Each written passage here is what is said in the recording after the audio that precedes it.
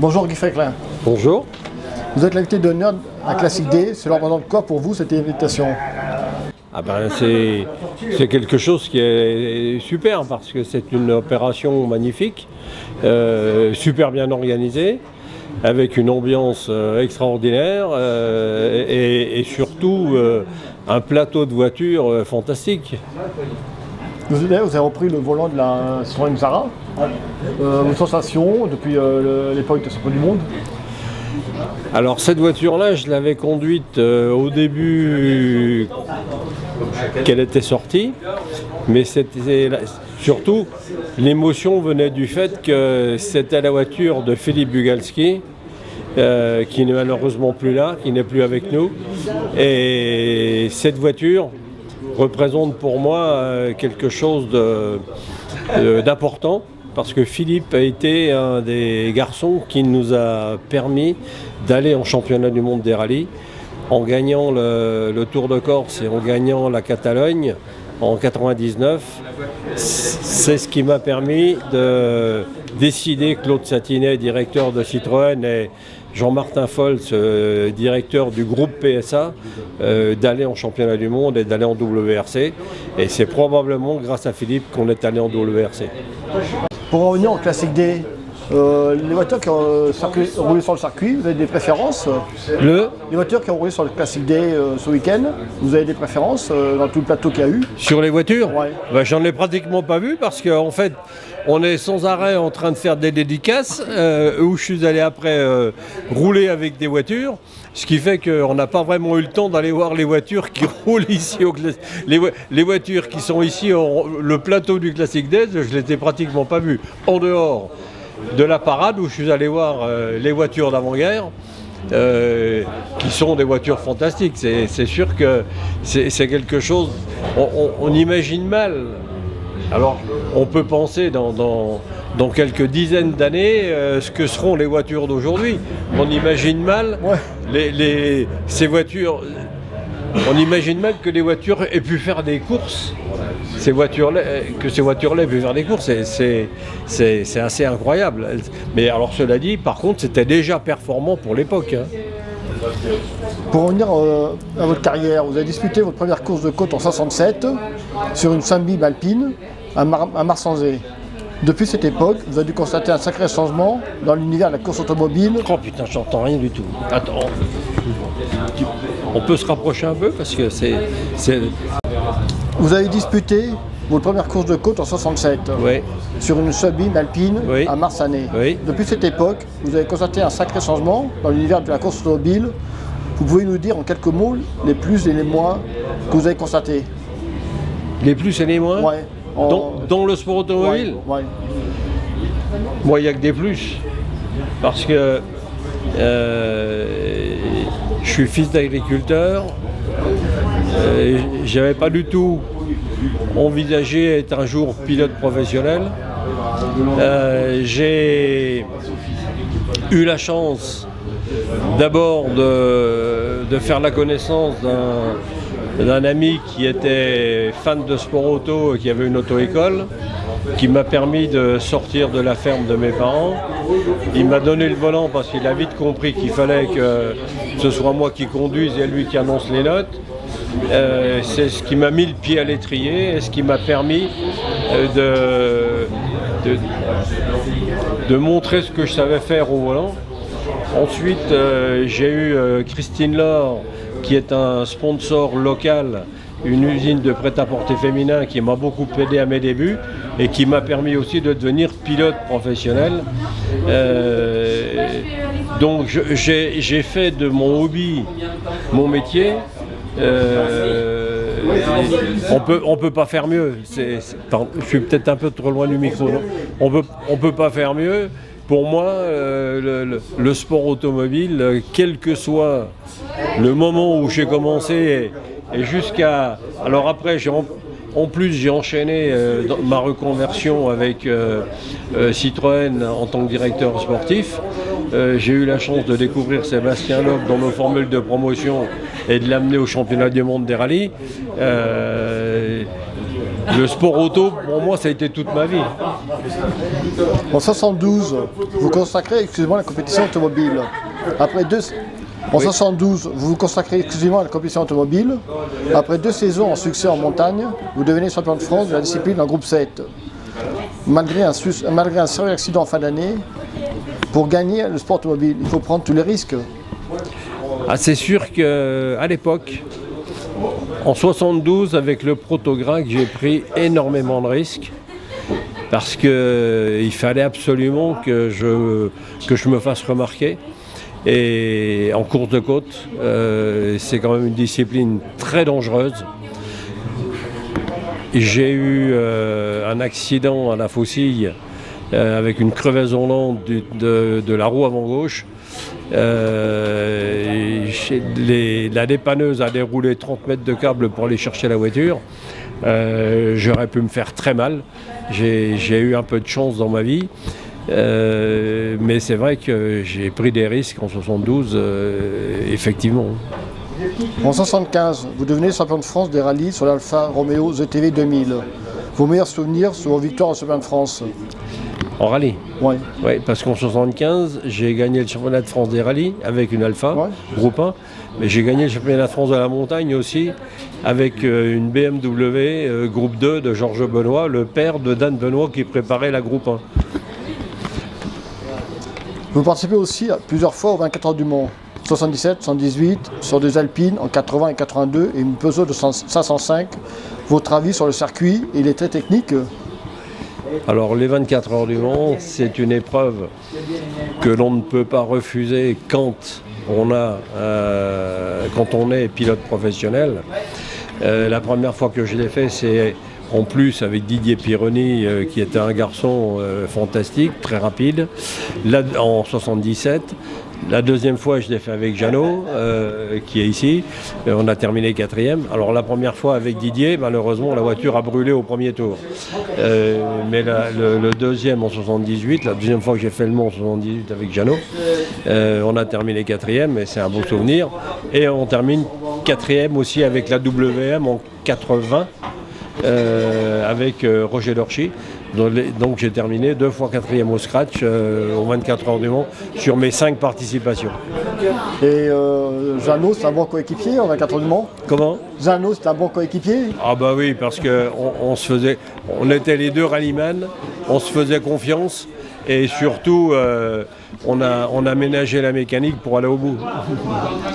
Votre dernière compétition officielle était livrée en 88 au volant d'une Peugeot 205 T16 Grand Raid du Paris-Dakar 88.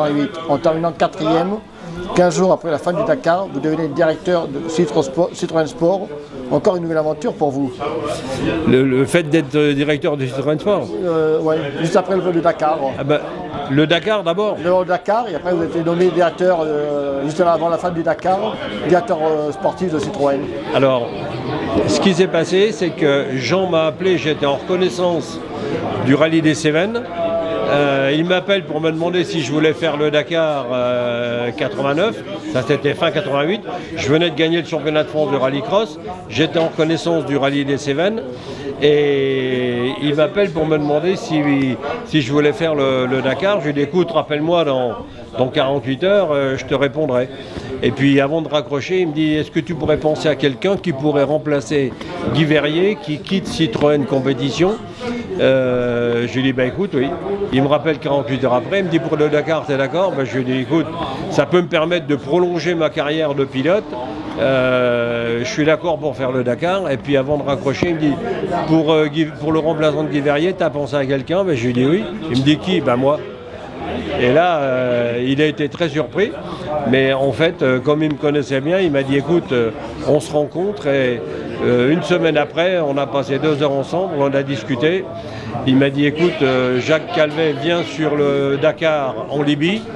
On a dîné avec Jacques Calvet à Tripoli et il m'a présenté à Jacques Calvet et on s'est mis d'accord tout de suite. Voilà. Concernant le Dakar actuel, qu'est-ce que vous pensez du Dakar actuel par rapport à l'époque de Thierry Sabine, qui avait ouvert plus pour les amateurs, en l'occurrence?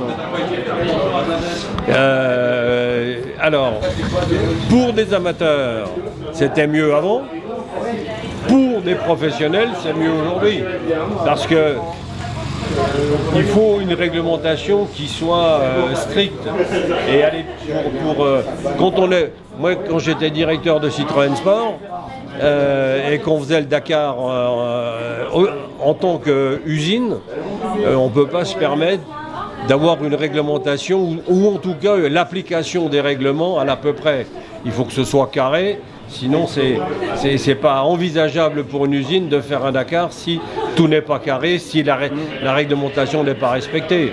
Donc, je dirais que pour des amateurs, pourquoi pas, que ce soit un peu olé olé, mais pour des usines, c'est impossible.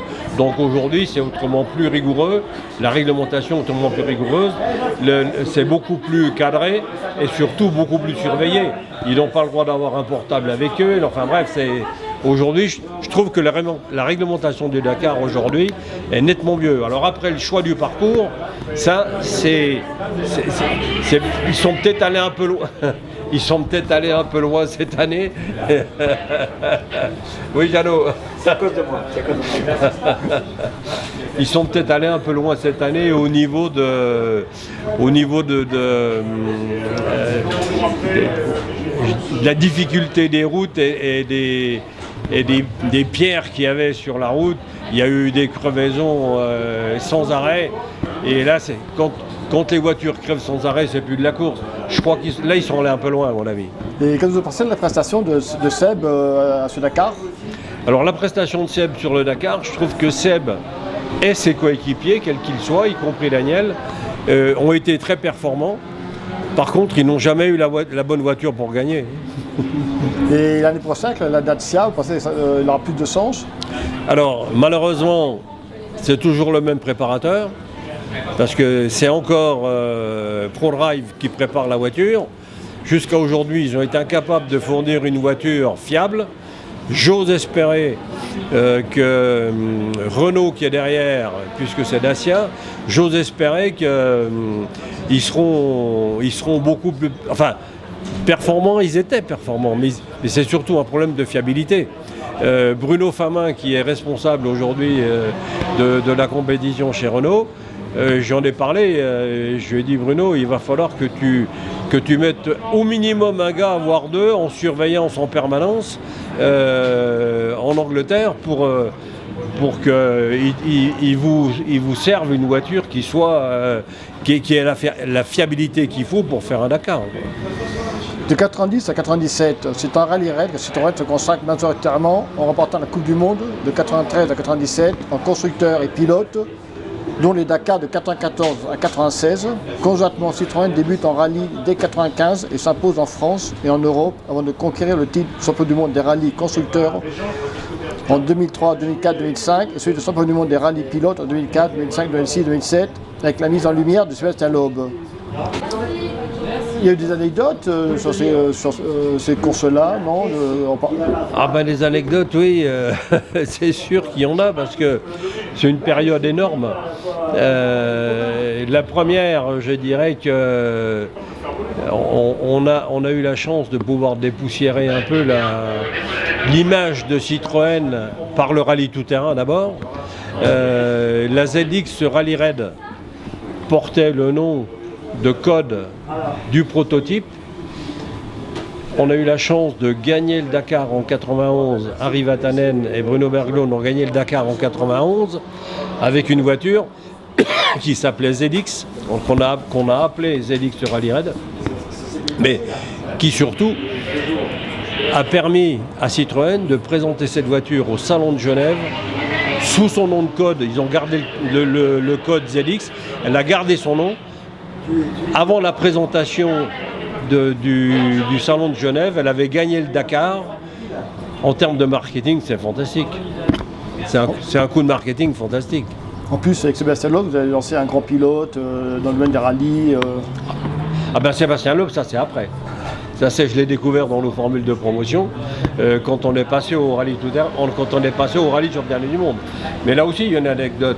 On est allé en rallye de championnat du monde parce que les organisateurs du Dakar trouvaient qu'on dominait trop et ils ont modifié la réglementation pour ne plus qu'on puisse faire le Dakar avec nos ZX Rally Raid Proto Et c'est pour ça qu'on est passé au championnat du monde des rallyes.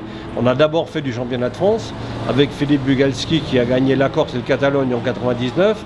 C'est ce qui m'a permis de convaincre Jean-Martin Fols, le président du groupe PSA, et Claude Satinet, président de Citroën. Je les ai convaincus grâce aux victoires de Philippe Bugalski avec la Xara Kit Car. Et c'est comme ça qu'on est passé au championnat du monde des rallyes. Et ensuite, le fait de découvrir Sébastien Loeb, dont nos formules de promotion, et de l'amener au championnat du monde et ses victoires, ça a été une montée en puissance extraordinaire pour Citroën. Et ça a été, bien sûr, que sur un plan marketing et communication, ça a été superbe. L'éviction d'un peu de Daniel et Elena du duo, qu'est-ce que vous en pensez? L'éviction de Daniel et Elena du duo Loeb-Elena. Je pense que la réglementation du Dakar aujourd'hui n'est pas faite pour Daniel. C'est trop compliqué aujourd'hui pour un coéquipier qui n'est pas un coéquipier spécialisé dans le rallye tout-terrain de pouvoir être coéquipier. Pour être coéquipier aujourd'hui au Dakar, compte tenu qu'il découvre le roadbook le matin en partant, il faut que ce soit quelqu'un qui a eu l'habitude de faire ça pendant des années. Et je pense que Daniel n'a pas cette culture-là. Et votre avis en sport automobile, avec l'arrivée des électriques, qu'est-ce que vous en pensez? L'arrivée des électriques en sport automobile. Ne parlez pas des électriques. L'électrique, c'est n'importe quoi. Même pour les voitures de série. On marche sur la tête, là. En 2024, vous avez toujours des projets de rallye ou d'aventure? Moi, personnellement, moi, je fais une course de côte de temps en temps avec une Porsche ou avec une nouvelle Alpine A110. J'ai un ami vigneron dans le Jura, Fanfan Ganva, qui me prête une voiture de temps en temps pour aller faire une course de côte. Voilà, mais bon, à l'occasion, peut-être que je remonterai encore dans une voiture, peut-être pour faire le Tour de France ou pour faire des opérations comme ça, éventuellement. Oui. Vous avez gardé un sacré coup de volant avec la Xara. Comment? Vous avez gardé un sacré coup de volant avec la Xara. Oh, c'était pour rigoler, là. On vous remercie, Greg Féclin. Je vous en prie. Et bon Classic Day.